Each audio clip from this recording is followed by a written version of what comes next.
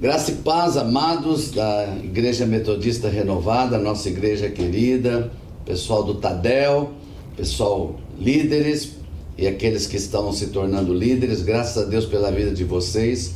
Estamos felizes de poder ministrar, é uma honra para mim ministrar esse Tadel, e a novidade é que vamos fazer alguns seguidos para poder ministrar todo o assunto que nós temos sobre paternidade.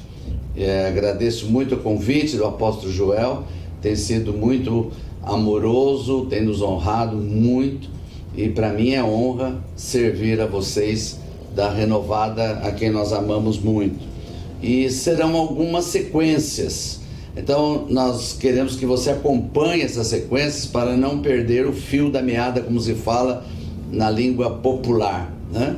Mas esta é a primeira ministração que nós vamos fazer sobre paternidade. Primeiro nós vamos dar uma base completa sobre o assunto, vamos dar diversos textos bíblicos hoje, para que você se interesse pelo assunto das bases, e você vai ver que a cada terça-feira, se Deus permitir, nós vamos mergulhando nesse assunto dos mais importantes para a restauração da igreja dos últimos dias. Eu quero começando a ler um texto, que é o de Efésios, capítulo 2, o versículo 19 até o versículo 22. Quero que você acompanhe aí conosco esse texto, por favor. Efésios 2, 19 em diante, diz assim: assim já não sois estrangeiros e peregrinos, mas concidadão dos santos, e sois da família de Deus, edificados sobre o fundamento dos apóstolos e profetas,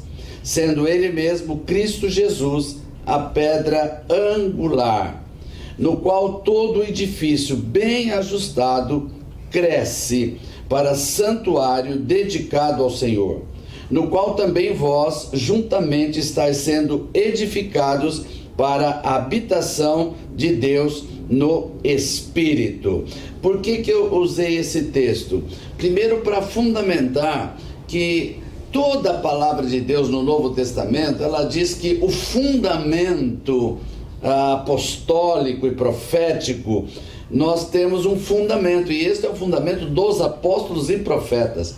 Não tirou Jesus, presta bem atenção, ele disse: Jesus é a pedra angular, é a pedra principal, mas o fundamento em cima dos ensinos de Jesus são os apóstolos e profetas que dão.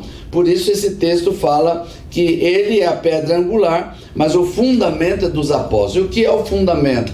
É estabelecer as bases da igreja, para que a igreja seja restaurada até a volta de Jesus.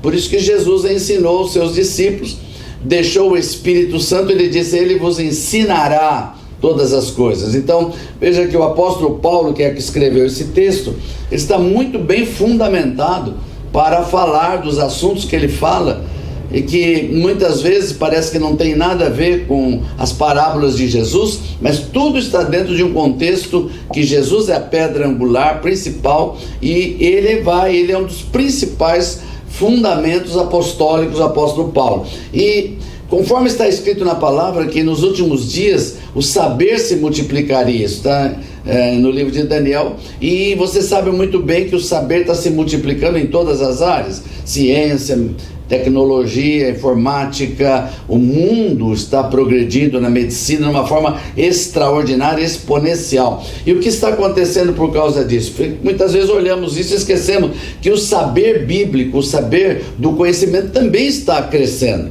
E aí nós vamos ver as revelações, e as revelações que estão na palavra. Revelação não é nada algo novo, revelação é algo que já está na palavra, e você recebe a revelação.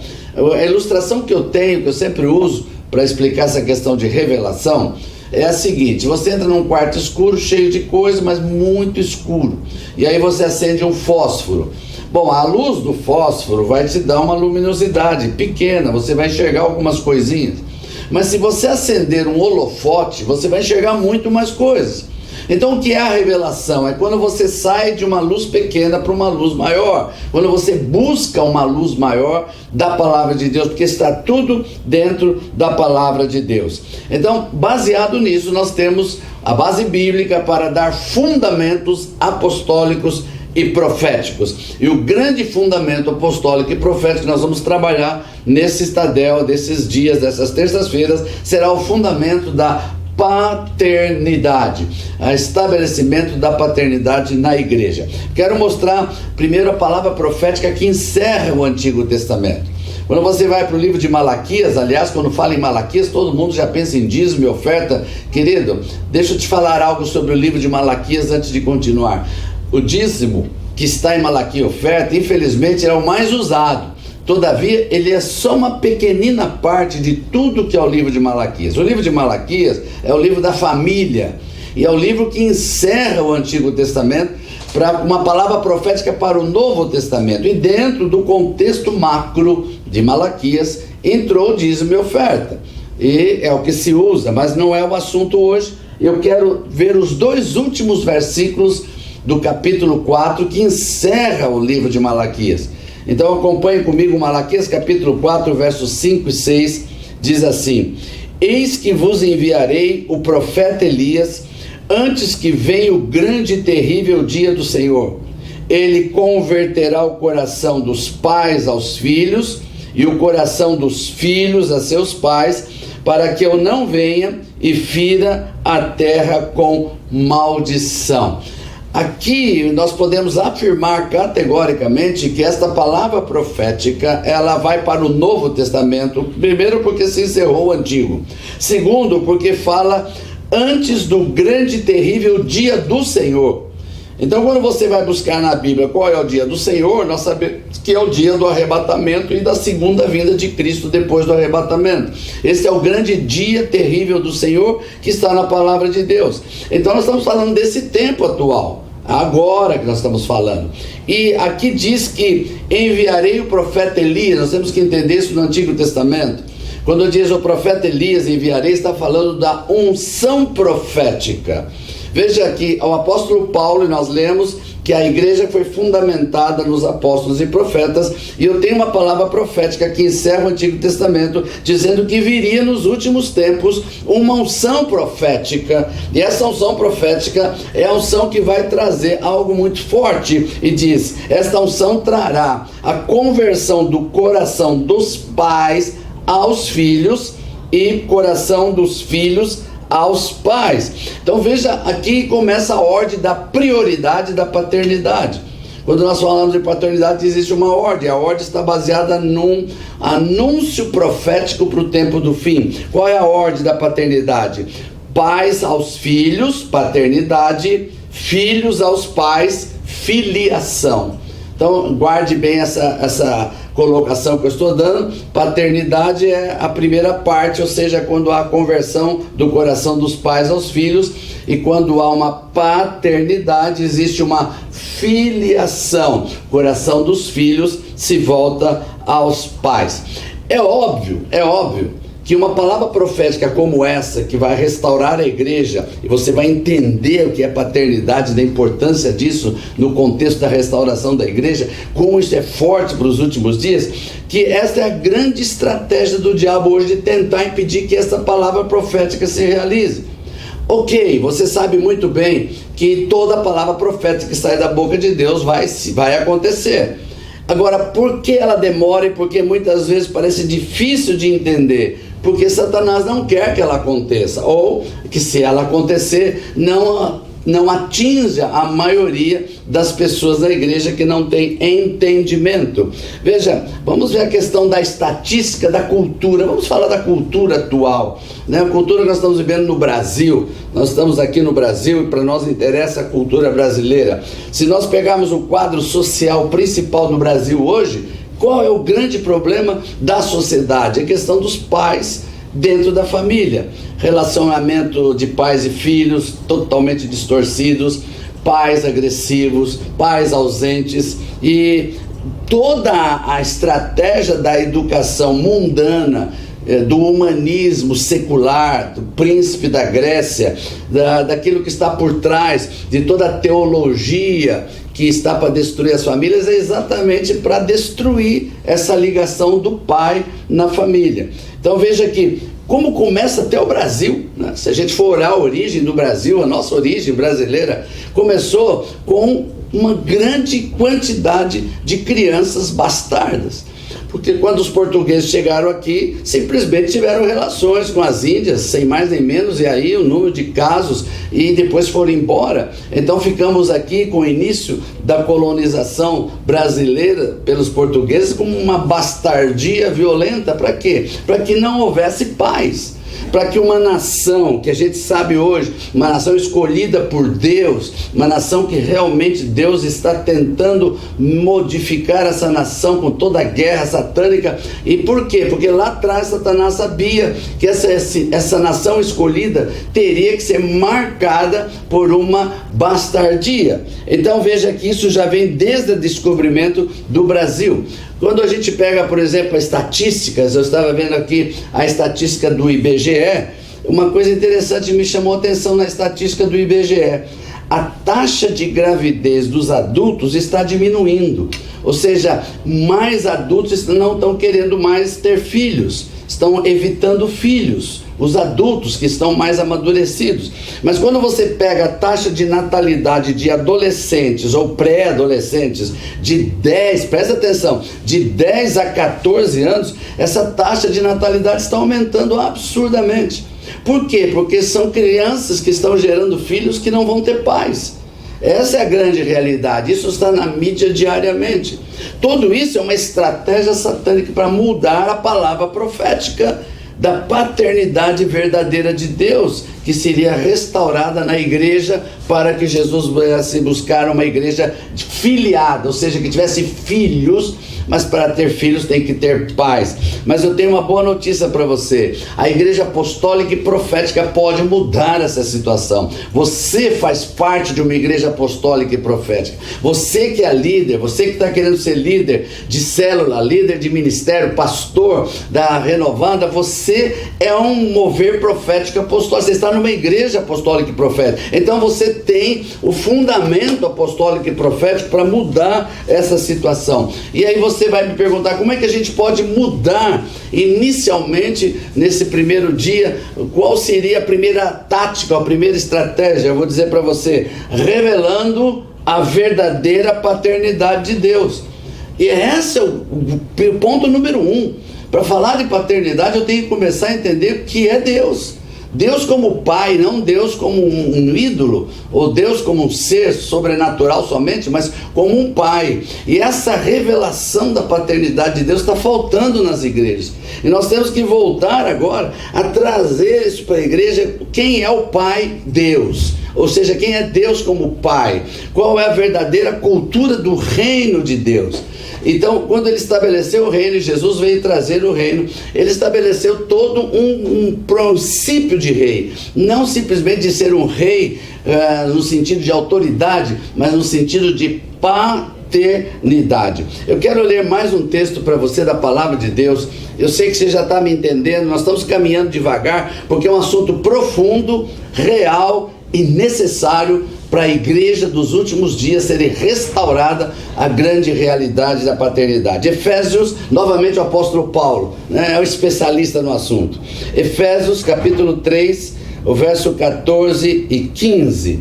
Ele traz aqui uma revelação interessante. No meio desse texto nós vamos pegar algo muito forte. Ele diz assim: por esta causa me ponho de joelhos diante do Pai, de quem toma o nome toda a família, tanto no céu como sobre a terra. Eu estudei um pouquinho sobre esta palavra família aqui, que é derivação da palavra, que vem junto da palavra derivado de pater, né? Família pater, ou família pátria. E quando você pega esse texto, tranquilamente, etimologicamente, você pode pegar esse texto e escrever assim: o pai do qual toda paternidade toma o nome, né? O texto diz: toda família que toma o nome toda família, mas nós podemos dizer o pai, do qual toda paternidade toma o nome. O que eu entendo aqui, e parando aqui um pouquinho, o fator gerador de uma família é o pai. Sem o pai não existe uma família bíblica, biblicamente falando. Por quê? Porque a paternidade vem de Deus, ela é eterna. Eu descobri uma coisa muito interessante e queria que você parasse para pensar. Deus não é pai porque eu sou filho. Deus não é pai porque você se tornou filho de Deus. Esquece isso. Deus já era pai antes de nós. Porque se Jesus é o Filho de Deus, e Jesus é de eternidade a eternidade, e Jesus é antes de todas as coisas, então o Pai já tinha filho. Então Deus já era Pai, desde a eternidade. Então esta é a origem verdadeira. Por isso que quando Jesus chegou aqui na terra, ele tinha autoridade para falar do Pai dele, para falar da onde nós poderíamos morar. E esse é um texto muito interessante, é o texto de João, capítulo 14, o verso de número 2. João, capítulo 14, o verso 2 diz assim, é Jesus falando: na casa do meu pai há muitas moradas, se assim não fora, eu vou-lo teria dito, pois vou preparar-vos lugar. Veja, Jesus veio, o Espírito Santo ainda não tinha descido, ninguém podia se tornar filho de Deus, porque a Bíblia diz que filho de Deus é pelo Espírito Santo, aceitando a Jesus, e Jesus não tinha morrido, mas Jesus está dizendo, na casa do meu pai. Então ele está se referindo a Deus como pai, ele não está referindo na casa do Deus que eu sirvo, não, na casa do meu pai. Ele veio trazer dentro da cultura do reino, dentro da palavra dele, do ensino dele, a cultura de paternidade, de um filho que obedece a um pai. É muito forte isso.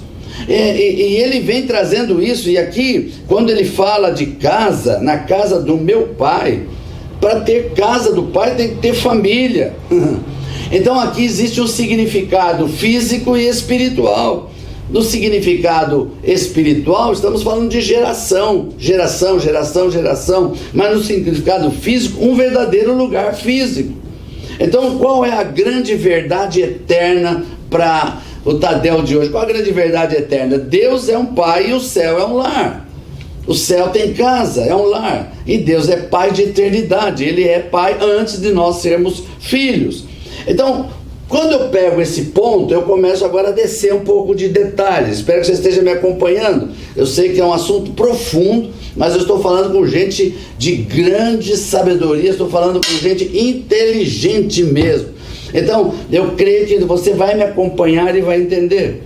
Se eu entendi que Deus é pai, a paternidade vem dele, e toda a família depende da paternidade de Deus, e uma família sem pai não é uma família bíblica, então eu tenho que ver qual é o ofício de pai, o que deriva do ofício de pai que é Deus. Se Deus é pai, e ele vai estabelecer para nós a paternidade e nos ensinar a trabalhar nisso como igreja, então qual é o ofício desse pai que é Deus? E eu descubro que a origem deriva da santidade de Deus em primeiro lugar. A própria santidade de Deus faz parte da cultura, do próprio ser de Deus. Como pai, ele é santo. A segunda coisa, a sua autoridade. A sua paternidade vem como autoridade, além da santidade. E aqui ele vai projetar aonde? Na igreja. Na igreja ele vai projetar a sua visão, a sua cultura, ele vai projetar a sua paternidade divina para a terra. E quem que vai espelhar isso para a terra? Quem que vai mostrar para a terra que Deus é Pai, santo e tem autoridade? E quem vai mostrar? A igreja. Mas para nós mostrarmos isso, primeiro nós temos que entender a realidade disso. Segundo, vivermos esta paternidade verdadeira. Então, eu quero que você pare aqui, que é o ponto onde eu comecei a estabelecer de onde vem a paternidade, a origem da paternidade, a cultura da paternidade, Deus como pai antes de todas as coisas. Mas aí Deus vem e traz um plano para a terra. Antes da igreja, presta bem atenção hoje, antes da igreja existir, Antes de Jesus vir, tem Israel. Israel foi o primeiro plano de Deus de implantar a sua paternidade. Veja, Deus escolheu um povo para começar o projeto de projetar a sua paternidade. Então, veja, quem ele chama para começar isso? Abraão. Vamos ver um pouquinho desse texto lá em Gênesis, capítulo 17, verso de número 5. Estão me acompanhando? Estão aí comigo? Gênesis 17, verso 5. Veja, Abrão já não será o teu nome, e sim Abraão, porque por pai de numerosas nações te constituí. Olha, queridos, presta atenção. Quando Deus chama Abraão, que é a base de tudo, é a base de Israel, é a base do nascimento de Jesus, é a nossa base, porque somos filhos de Abraão. Quando Deus chama Abraão, que na verdade o nome dele era Abrão primeiro, Deus muda o nome dele no seu chamado para Abraão, e diz: você vai ser chamado desta maneira, porque você vai ser pai. Olha que coisa tremenda, pai. Ele não tinha nem filho, ele não tinha filho nenhum, e Deus está dizendo que ele vai ser pai de numerosas nações, porque esse é o projeto de Deus para Israel, que era fazer de Israel um povo santo e que tivesse autoridade sobre a terra.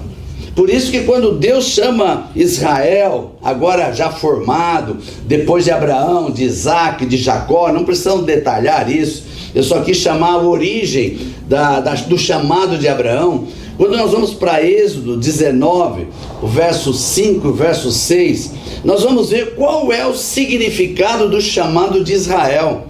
Por que Deus chamou Israel? Qual é o objetivo que Deus colocou para Israel por causa de Abrão, que mudou de nome para Abraão para ser pai de numerosas nações? Olha forte isso. Êxodo 19, do verso 5 até o verso 6, diz assim: agora, pois, se diligentemente ouvirdes a minha voz e guardardes a minha aliança, então sereis a minha propriedade peculiar dentre todos os povos, porque toda a terra é minha. Vós me sereis reino de sacerdotes e nação santa. São essas as palavras que falarás aos filhos de Israel. Então Deus está levantando um povo com o objetivo de ser uma nação sacerdotal. Quando você entra nessa palavra sacerdotal, você já começa a ver que é um ofício, e esse é o ofício que Deus está estabelecendo para o povo dele, para tornar um povo seu, propriedade dele, peculiar, mas um povo santo, que deriva da paternidade de Deus, e com autoridade para falar de filhos para filhos. Olha aí que tremendo, de geração em geração. Então a santidade seria para o povo como sacerdotes, e os sacerdotes como pais teriam autoridade para transmitir de pai para filho, de geração a geração, a mesma cultura, o mesmo significado profético, porque vem uma ordem de Deus para isso. O pai dá uma ordem para o seu povo. Vamos ver isso. Deuteronômio, capítulo 6, o verso 6 até o verso 9. E esta é a ordem de Deus para Israel, que chamou para ser sacerdotes, para ser uma nação santa, uma nação de paz, que trouxesse a divindade de Deus, a santidade de Deus. Deuteronômio capítulo 6, de 6 a 9, diz assim: estas palavras que hoje te ordeno estarão no teu coração, tu as inculcarás a teus filhos, delas falarás assentado em tua casa, andando pelo caminho, ao deitar-te, ao levantar-te, também as atarás como sinal na tua mão, e te serão por frontal entre os teus olhos, e as escreverás nos umbrais da tua porta e da tua casa. Aleluia! Juntando isso até aqui, eu estou tentando ir mais devagar, porque é tão profundo o assunto. Juntando tudo isso, eu vejo qual é a função paterna que Deus está passando para Israel, a função sacerdotal. Então ele está estabelecendo um povo que é sacerdotes.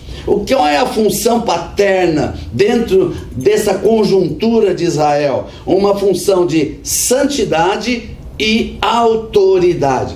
A função paterna que Deus está estabelecendo para Israel como sacerdotes, um povo escolhido, um povo separado, um povo diferente, um povo que vai ter um único Deus, aleluia, um único Deus, e que vai ser passado de geração em geração pelos pais para os filhos, filho para outro filho, filho para outro filho, uma cultura familiar, onde o pai é o sacerdote e ele vai passando a função sacerdotal de santidade e autoridade. Por isso que dentro da função sacerdotal da paternidade, o pai se torna um intercessor dos seus filhos.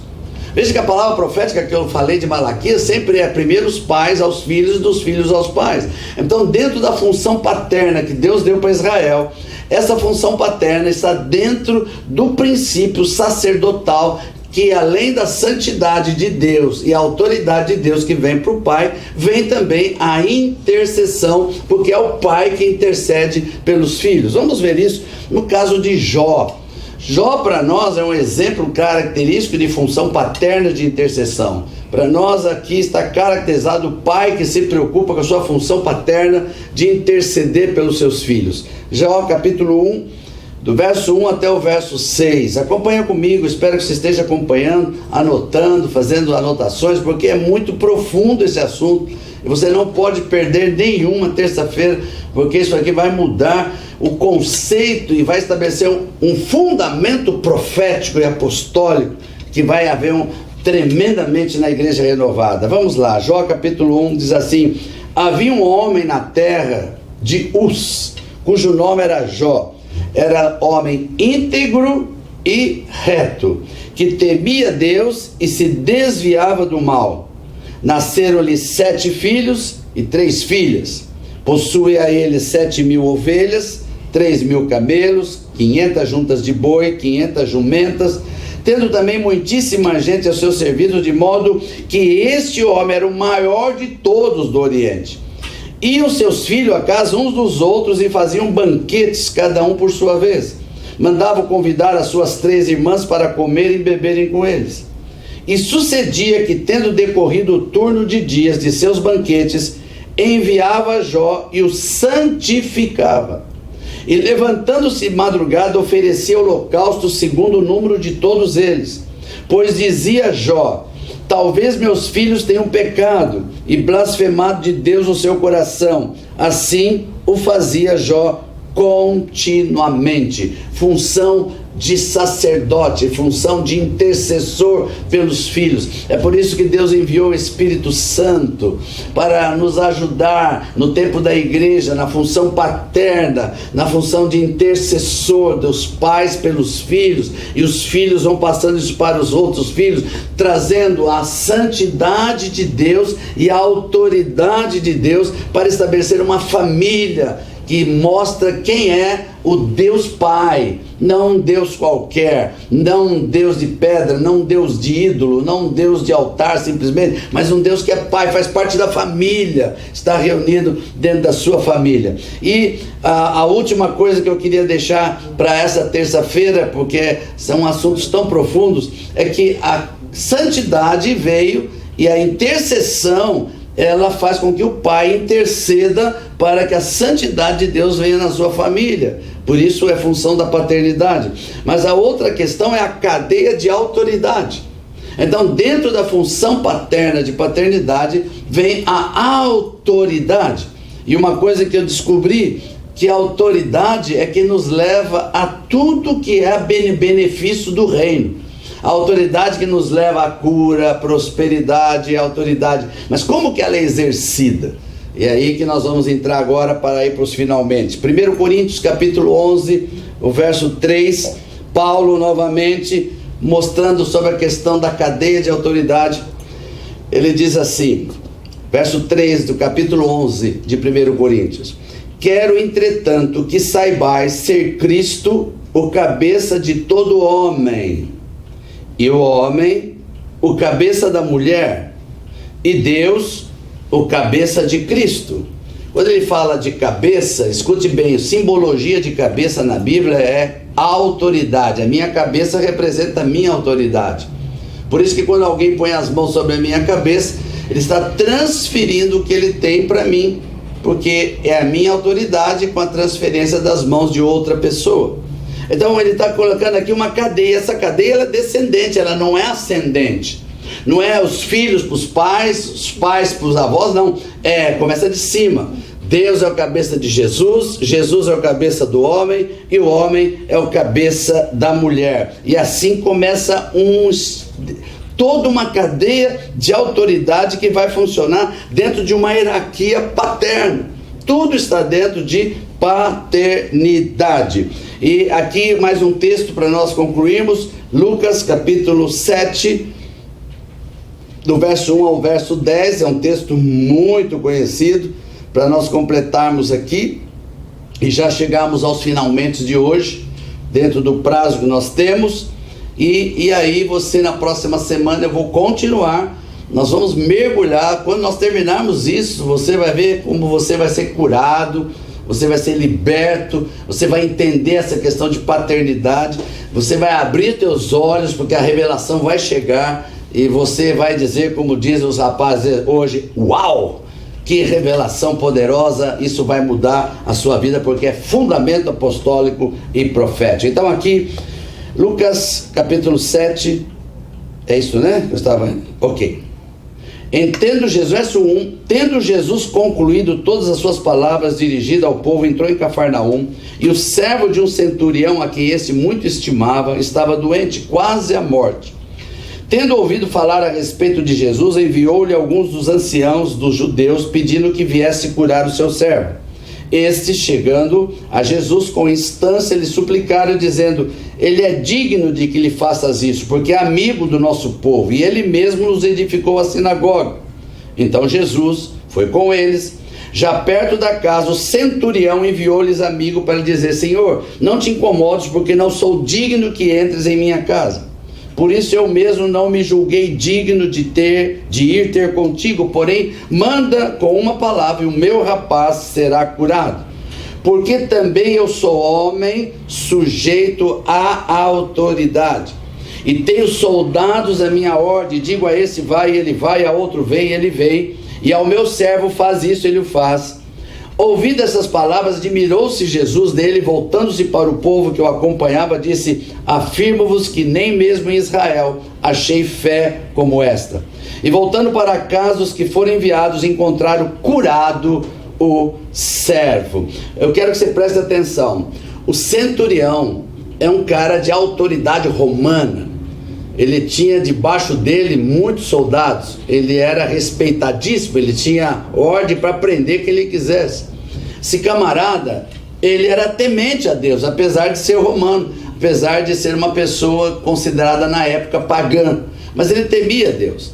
E veja que ele sabia que Jesus podia curar o seu servo. E quando Jesus chega, ele diz: eu não sou digno que entre na minha casa. E ele diz uma coisa muito interessante, diz assim, porque... olha bem, ele diz assim: eu sou um homem, e ele diz a palavra também, presta atenção, o também é importante. Ele disse: eu também sou um homem sujeito à autoridade. Ele não disse: eu sou uma autoridade. Ele disse: eu sou sujeito a uma autoridade. Então, porque ele está debaixo de uma autoridade, ele tem autoridade para dizer para quem está debaixo dele para fazer as coisas. Ele só pode mandar o servo, os soldados, fazer o que ele quer, porque ele está debaixo de uma autoridade. Quando ele disse você também, ele está dizendo: igual você, Jesus, você também, por estar sujeito a uma autoridade, você tem autoridade para dar uma palavra e tudo se resolve. O que ele está reconhecendo? Que Jesus estava debaixo da autoridade do Pai dele. Jesus não estava sozinho no mundo.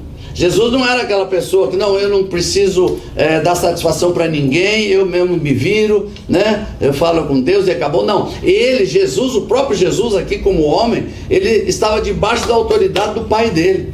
Por isso que ele sempre dizia: eu vim fazer o que meu Pai mandou. O centurião reconheceu Jesus não pela sua autoridade. Ele reconheceu Jesus porque Jesus estava sujeito à autoridade. E como ele também era assim, ele disse: se eu que sou sujeito posso dar ordem para as pessoas, você também, Jesus, que está sujeito ao seu Pai, pode dar ordem, meu servo vai ser curado. E Jesus fala: eu nunca vi uma fé como essa em todo Israel. Porque a autoridade que procede da paternidade de Deus, ela te dá direito de dar ordens, de trazer cura, de mudar a tua família, de restaurar as coisas, de trazer prosperidade e paz na tua família, porque isso faz parte da paternidade. E eu concluo aqui exatamente nesse ponto, dizendo o seguinte: nessa noite eu espero, em nome de Jesus, que vocês tenham me entendido. Estou me esforçando aqui para passar esse assunto. Nessa primeira parte ela é mais difícil, porque nós temos que entender primeiro toda essa questão da paternidade de Deus, a cultura de Deus vindo para a terra, até nós chegarmos na igreja e na nossa vida aqui na Metodista Renovada. Então, o que Deus está falando? O que a palavra profética está trazendo e qual é o fundamento? A restauração da santidade e da autoridade como função de paternidade. Eu vou repetir porque aqui está a conclusão. O que Deus está restaurando na igreja? A santidade, a autoridade como função de uma paternidade. Ou seja, eu não posso exercer uma autoridade se eu não estiver debaixo de uma paternidade. Eu não posso representar a santidade de Deus se eu não estiver dentro de uma função de paternidade de Deus. E assim se cumprirá o que está escrito em Malaquias. E eu termino essa noite com a profecia de Malaquias para a sua vida, e ela vai se cumprir em nome de Jesus. E eu concluo com Malaquias, novamente, o mesmo texto, 4, de 5 a 6, e aqui eu encerro, que eu quero que isso entre no teu espírito hoje. Malaquias 4, de 5 a 6 diz: eis que vos enviarei o profeta Elias, antes que venha o grande e terrível dia do Senhor. Ele converterá o coração dos pais aos filhos, santidade, autoridade, função paterna, e dos filhos aos pais. E aí há uma filiação. E aí começa um novo projeto, uma nova cultura. E aí começa, com certeza, os filhos vão retribuir esta unção que vem de Deus através de uma paternidade. Eu concluo com essa frase que eu anotei aqui. Estamos iniciando um dos pontos proféticos da restauração da igreja, o último tempo da igreja, antes do arrebatamento da igreja. Jesus vem buscar uma igreja que vai viver antes da vinda dele. O que é paternidade? Porque quando nós chegarmos no céu, aqueles que irão, não vão encontrar um Deus, vão encontrar um Pai, e vão encontrar casa, e nós vamos aprender isso aqui na terra, na função apostólica e profética como fundamento da igreja, em nome de Jesus. Quero te abençoar, declarar o melhor de Deus sobre você, que essa palavra entre no teu espírito, flua no teu espírito, e na próxima terça-feira eu vou continuar, e nós vamos caminhar, não sei por quantas terças-feiras, realmente não sei, mas nós vamos começar esse assunto e nós vamos até o final, para uma tremenda restauração da paternidade na Igreja Metodista Renovada do Brasil e do mundo. Fica com Deus, um abraço para você, principalmente para o meu filho, apóstolo Joel.